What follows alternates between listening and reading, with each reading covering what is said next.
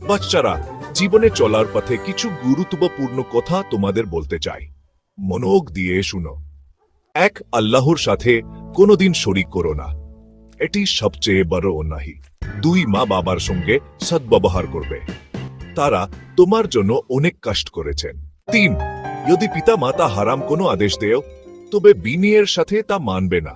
চার, নামাজ কায়েম করো, নামাজ মানুষকে খারাপ কাজ থেকে ফিরিয়ে রাখে। পাঁচ, সে কাজের আদেশ দাও ও সে কাজ থেকে নিষেধ করো, সমাজের মঙ্গল এতে। ছ, ধুরো, বিপদে ধুরই মানুষকে শক্তি দেয়। সাত, কাউকে অবজ্ঞা করো না, সব মানুষই সম্মানের রোগা। আট, অহংকারী হয় না, অহংকার মানুষের পতনের কারণ। নয়, মধ্যম পন্থা অবলম্বন করো, বাড়াবাড়ি বা খামখেয়ালিপনা ভালো নয়। 10, বিনম্র কণ্ঠে কথা বলো, মিষ্টি কথা হৃদয় জয় করে। এই উপদেশগুলো মনে রেখো, তবে তুমি আল্লাহর কাছে প্রিয় হয়ে উঠবে আর একজন ভালো মানুষ হবে ইনশাআল্লাহ।